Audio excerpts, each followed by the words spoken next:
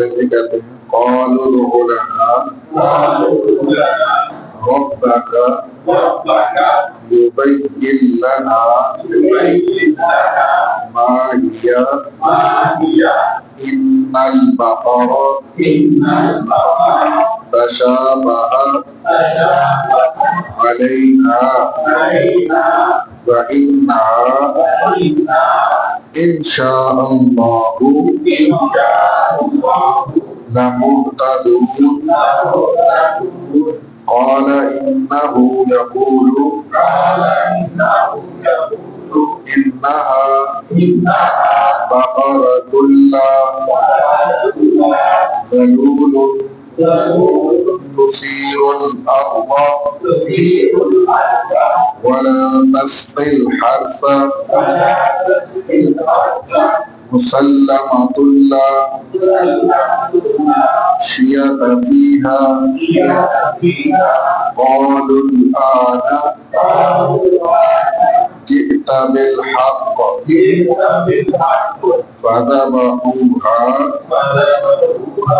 وما كادوا يفعلون.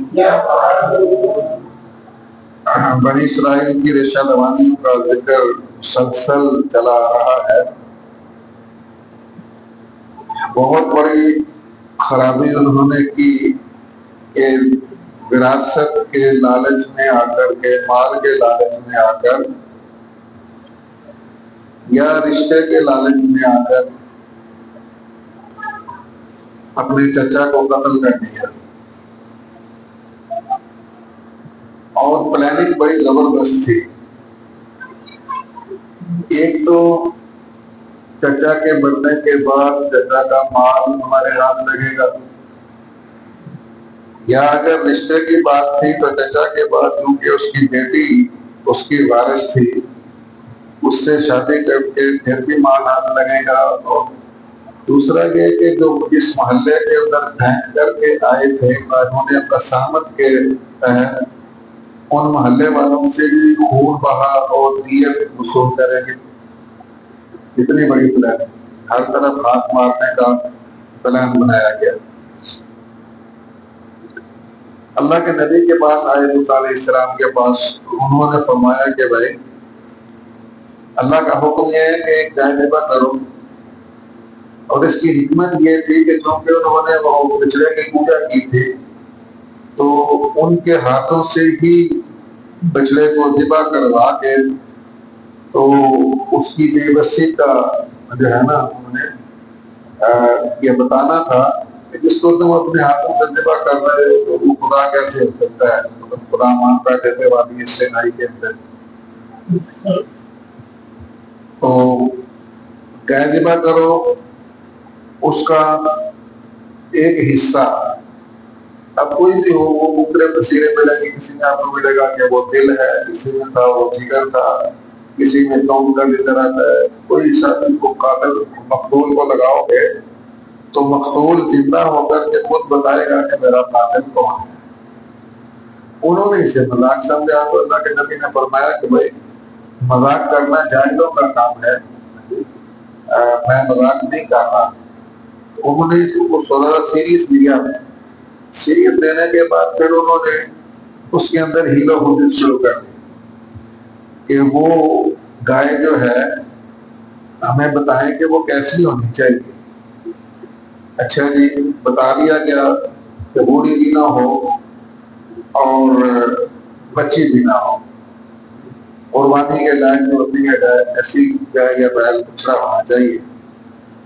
تو کر دو، جو تمہیں کہا جا رہا ہے کر دو. تو کہتے ہیں کہ اگر اس وقت کوئی بھی گائے کر دیتے تو ان کی جان چھوٹ جاتی، لیکن کرنا تو چاہتے ہی کہ وہ مردہ زندہ ہو کر اگر یہ بتا دے کہ میرا قاتل کون ہے تو ان کی تو ساری پلاننگ فیل ہوگی.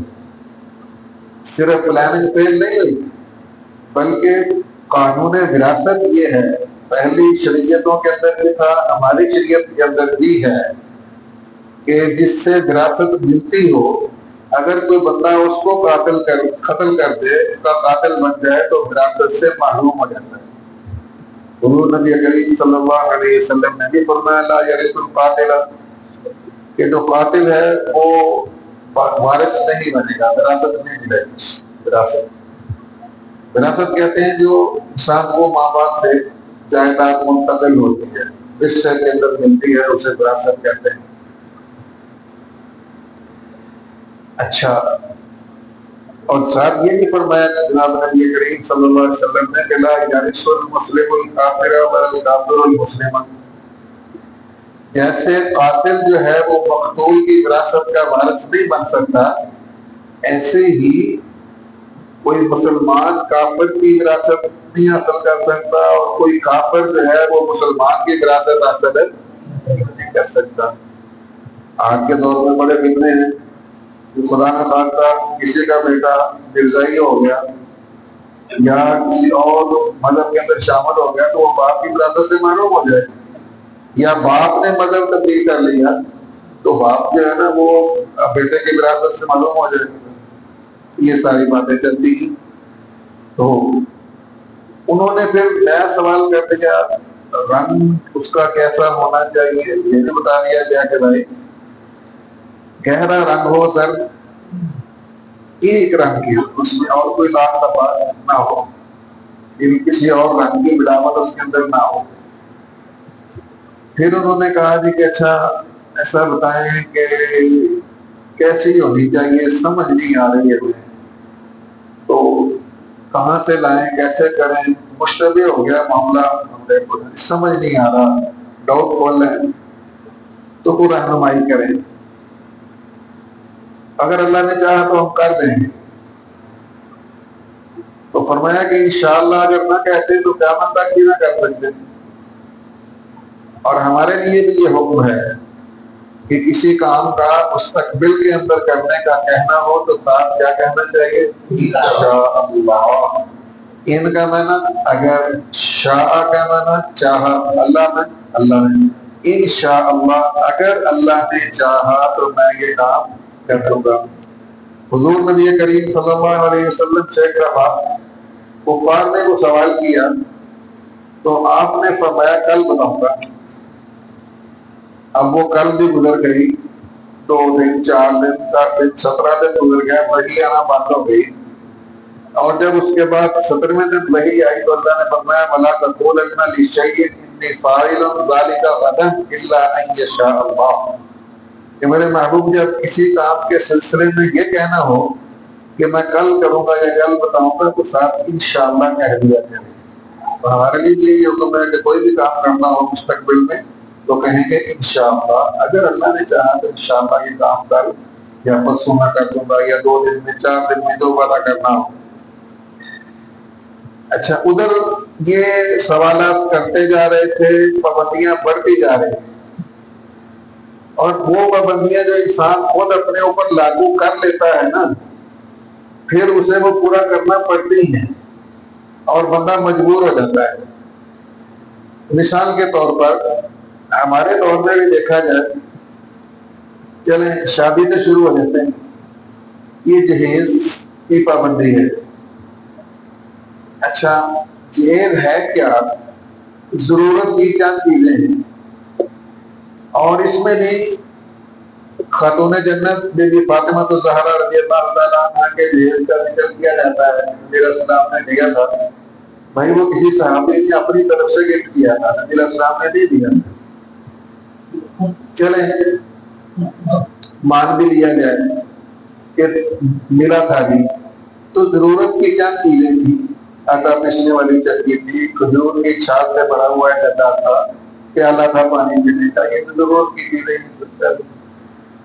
تو اب کیا ہوتا ہے، کار چاہیے، کوٹھی چاہیے، پلاٹ چاہیے، فریج چاہیے، اے سی چاہیے، فلاں چیز چاہیے، تو عام آدمی کی دسترس سے باہر ہوتا جا رہا ہے، اور یہ ہمارے معاشرے نے یہ پابندیاں اپنے اوپر خود لاگو کی ہیں، اور اب پھنسے ہوئے ہیں۔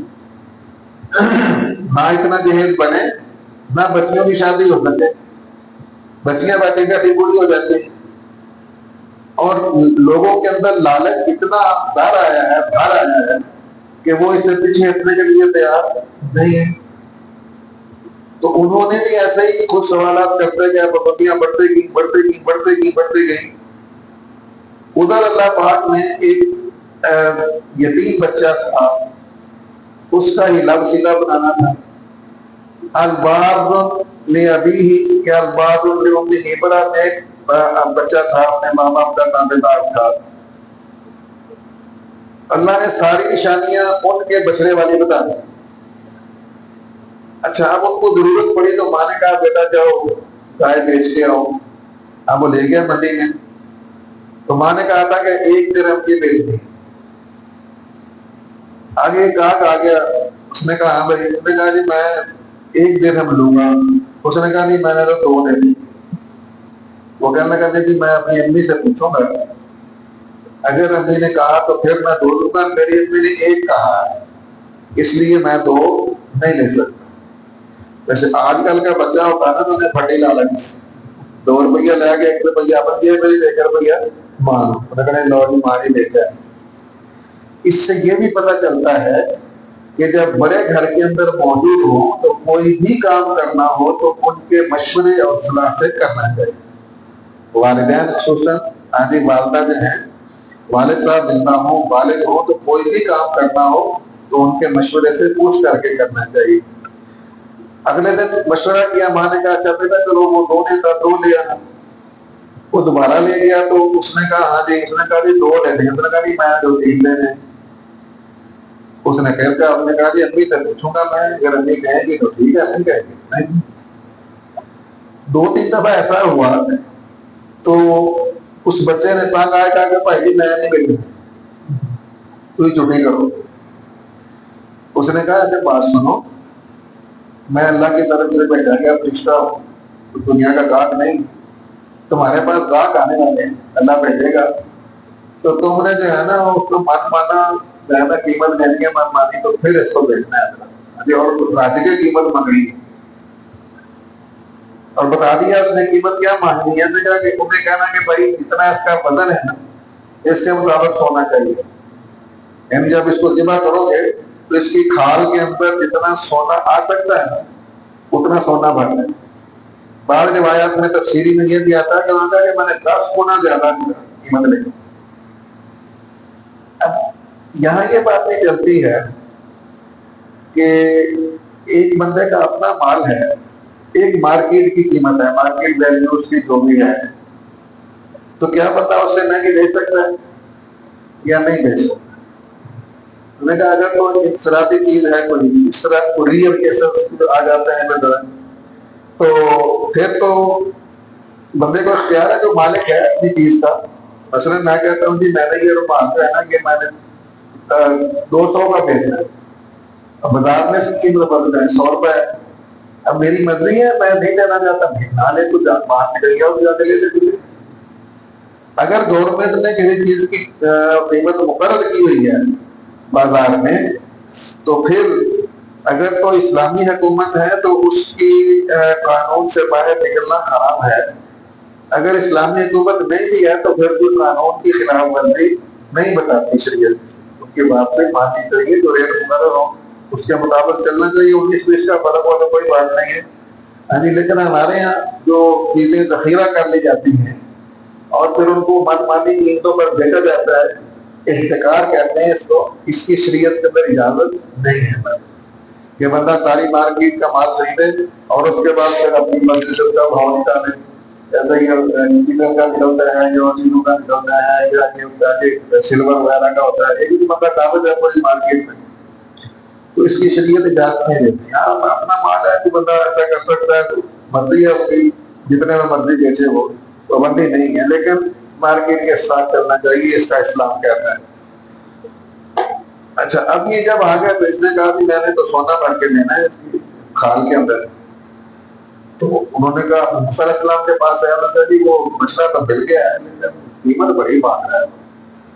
میں نے کہا بھائی یہ آپ نے خود کہا ہے، اپنے پاؤں پہ کلانی ماری لے لیا، اور اب لانی پڑی اس کو، اور وہ لے کے جو ہے نا وہ سونا بھر کے دینا پڑا اس قیمت کے اندر. تو ادھر اللہ نے ابھی ان کی جدت پوری کی تو ادھر اللہ نے ایک بیوہ کا یتیم بچے کا انتظام کر دیا. ہاں جی 7 نسلیں پہلے کھاتی رہے تو کوئی پرواہ نہیں. اور یہ ہوا کیوں تھا کہ وہ بچہ اپنے ماں باپ کا بڑا دعوے دار تھا، ٹھیک ہے، اس کے والد سو رہے تھے تو ایک تاجر آیا تو تجارت کرنا چاہتا تھا، ہیرے وغیرہ کی جو بھی تھا جب باپ کا زندہ تھا، اس نے کہا کہ ابا جی سوئے ہوئے ہیں، اٹھیں گے تو مثلا اس نے کہا کہ ₹1,00,000 کی قیمت ہے یار 80,000 میں دیتا ہوں، ابھی بلاؤ باپ کو، اس نے کہا کہ میں نے نہیں لانا، ابا جی آرام کر رہے ہیں، جب اٹھیں گے پھر جا کے میں ان کو پوچھوں گا، تو پھر اگر وہ کہیں گے تو پھر تجارت کریں گے، ورنہ نہیں کریں گے۔ تو یہ بھی واقعہ تفسیری روایات میں لکھا ہے کہ ماں باپ کے ادب کی وجہ سے، اور ایسا ہی واقعہ ایک اور بھی آتا ہے نا کہ وہ جو دودھ لے کر ساری رات کھڑا رہا اپنی ماں کے سراہنے کے باپ کے لیے، کہ بچوں کو بھی نہیں دیا کہ صبح جب آنکھ لا کے لیٹ ہو گیا تو جگانا مناسب نہیں سمجھا ماں باپ کو کہ جگا کر کے کہیں گے لو جی، اس لیے کہ ماں باپ کا رتبہ بڑا ہے۔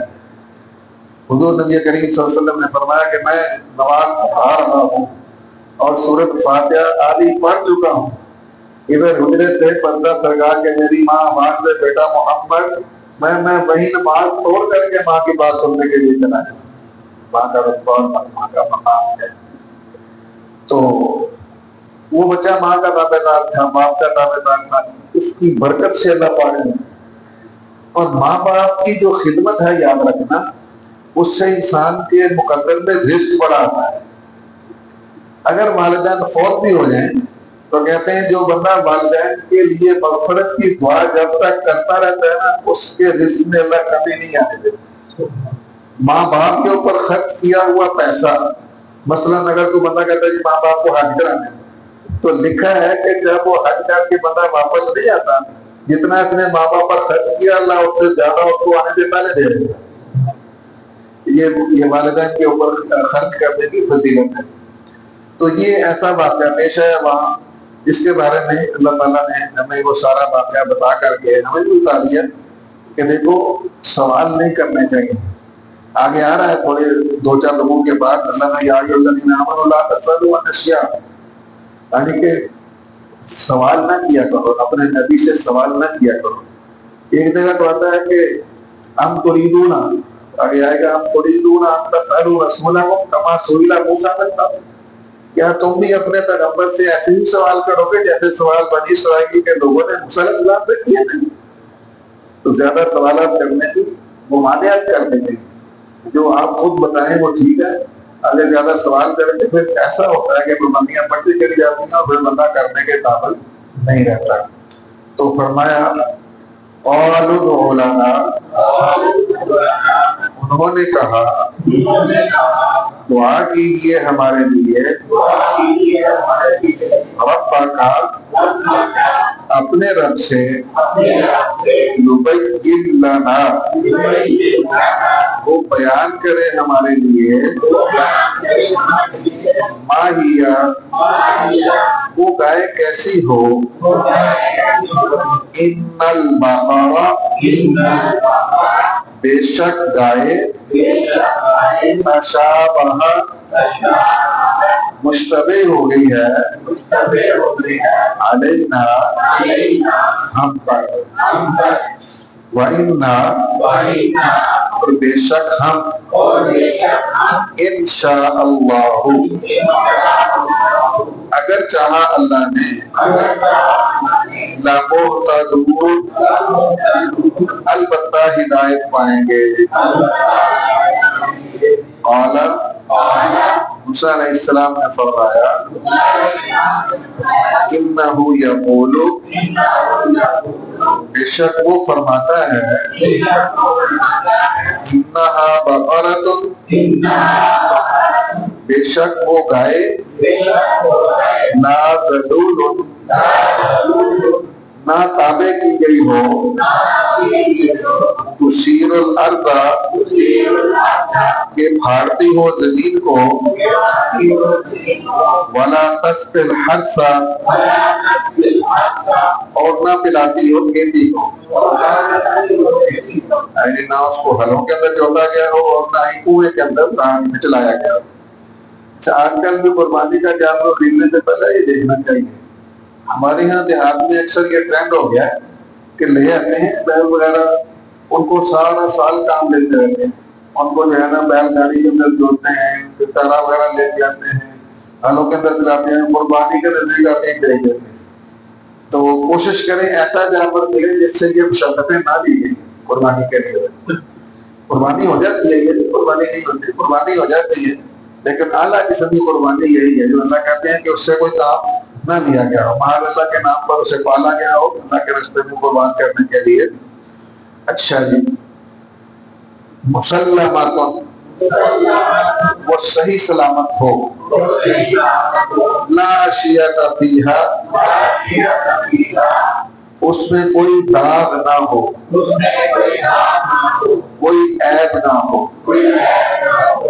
ہمیں بھی حکم یہ ہے کہ کوئی سین ٹوٹا ہوا ہو، کان زیادہ کٹا ہوا ہو، یعنی کوئی لنگڑا جانور ہو یا بہت لاغر دبلا قسم کا جانور بنا ہو، بڑا جانور جو ہڈیاں نکلتی ہوں، ہڈیوں میں گوتا ہی نہ رہا ہو، تو ایسی چیزیں، ایسے جانور جن کی جو عیب والے ہیں وہ قربانی نہیں لگتے، یاد رکھنا نہیں، دیکھنا چاہیے۔ آج کل تو بوڑھے جانوروں کو جو ہے نا وہ دانت لگوا کے نا جوار بناتے ہیں، دکھائے اپنے بیل کو لگاتے ہیں، اور بھی بہت سارے کام کرتے ہیں قربانی کے لیے۔ تو دیکھنا چاہیے قربانی خریدتے وقت یہ ساری چیزیں دیکھنی چاہیے۔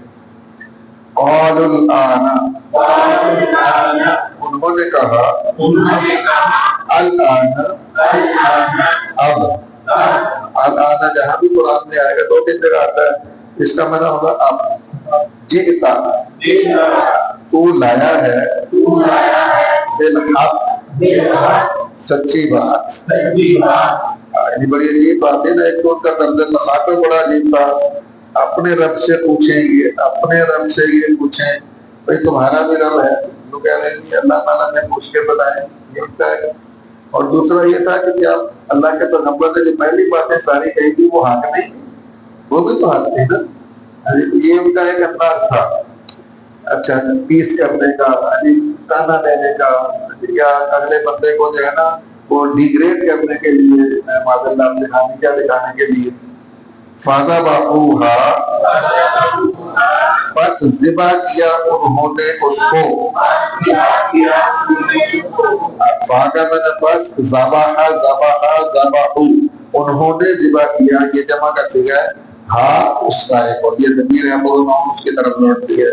وما کادوا، اور نہ تھے وہ، یفعلون، کرنے والے، کرنا تو چاہتے نہیں تھے۔ اچھا ہوا کیا، جب وہ انہوں نے کر کے لگایا اس کے مردے کو، جسم کو، اٹھ کے بیٹھ گیا، اور اس سے پوچھا گیا کہ تمہارا قاتل کون ہے؟ انہوں نے کہا جی یہی جو مردے ہی بنے بیٹھے ہیں، یہی میرے قاتل ہیں، انہوں نے میرے مال کی وجہ سے مجھے قتل کیا ہے۔ تو پھر ایک تو وراثت سے بھی محروم ہو گئے، دوسرا کو قصاص کے اندر قتل بھی کیا ہے، ٹھیک ہے۔ تو اس لیے اللہ تعالیٰ کہتے ہیں کہ ہاں فَذَبَحُوهَا وَمَا كَادُوا، یہ کر تو دیا انہوں نے لیکن کرنا نہیں چاہتے تھے، کیونکہ ان کا بھید کھل جانا تھا، راز کھلنا تھا، راز کھل جانا تھا، تو اس لیے اب راز کھل گیا، تو جس لالچ میں انہوں نے قتل کیا تھا وہ بھی حاصل ہی، یعنی دھوبی کا کتا نہ گاٹا رہا نہ گاٹا رہا، اب دونوں طرف سے مایوسی ہو گئی، کر دیا انہوں نے۔ اچھا، یہ مردہ زندہ کرنے کا دوسرا واقعہ تھا۔ ایک واقعہ ہم نے پہلے پڑھا کہ 70 آدمی جو وہاں گئے تھے کوئی دور پہ مر گئے اور اللہ نے دوبارہ زندہ کیا، ثم بعثناکم من بعد موتکم، ہم نے تمہاری موت کے بعد تمہیں دوبارہ زندہ کر دیا۔ اور دوسرا واقعہ یہ ہے، ان کے سامنے مردہ اٹھ کر کے بتایا اس نے کہ مجھے فلاں نے قتل کیا تھا۔ اور تیسرا واقعہ ہم نے پڑھا کہ جب لاٹھی ماری موسیٰ علیہ السلام نے پتھر پر تو 12 چشمے اس سے پھوٹ پڑے، ورنہ پتھر سے بھی اللہ نے پانی نکال دیا۔ تو جس طرح اللہ تعالیٰ یہاں 70 کو زندہ کیا، پھر تمہارے سامنے ایک کو زندہ کیا، وہ گائے تو ایک بہانہ تھا نا، ڈائریکٹلی اللہ کرنا چاہتا کر سکتا تھا، وہ تو ان کے ہاتھ سے ذبح کروانی تھی کہ یہ جو گو ماتا ہے تمہاری، یہ خدا نہیں، خدا ہوتی تمہارے ہاتھ سے ذبح کیسے ہو جاتی ہے۔ تو اللہ تعالیٰ نے کہا کہ جس طرح یہاں ہم نے ایک کو زندہ کیا ہے نا، تو اللہ کے لیے ایک کو زندہ کرنا گویا ساری کون فیکون ایک جیسا ہی ہے۔ اللہ اسی طرح قبروں سے سب کو زندہ کر کے نکالے گا قیامت والے دن، تو اس میں کوئی شک و شبہ نہیں ہونا چاہیے۔ یہ سارے معجزات اللہ تعالیٰ فرماتے ہیں وَإِذْ قَتَلْتُمْ، اور جب تم نے قتل کیا نفساً، ایک جان کو، فَادَّارَأْتُمْ، بس ٹال مٹول کی تم نے، فِيهَا، اس میں، اس کا معنی ہے ایک دوسرے پہ ڈالنا، ادارہ، واللہ، اور اللہ تعالیٰ، مخرج، نکالنے والا تھا، ما، اس چیز کو، کنتم تکتمون، کہ تھے تم چھپاتے۔ تو ہم اپنا راز چھپانا چاہتے تھے کہ ہم نے قتل کیا ظاہر نہ ہو جائے، لیکن اللہ اس کو ظاہر کرنا چاہتا تھا، پتہ چل جائے کہ تم نے کیا ہے۔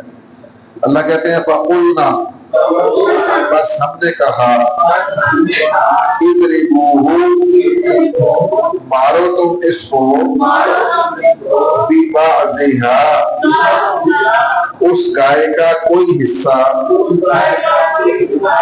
کذالک، اسی طرح، یحیی اللہ الموتى، زندہ کرے گا اللہ تعالیٰ مردوں کو، وَیُریکم، اور دکھاتا ہے تم کو، آیاتہ، اپنی آیتیں، لعلکم، تاکہ تم تعقلون، عقل کرو،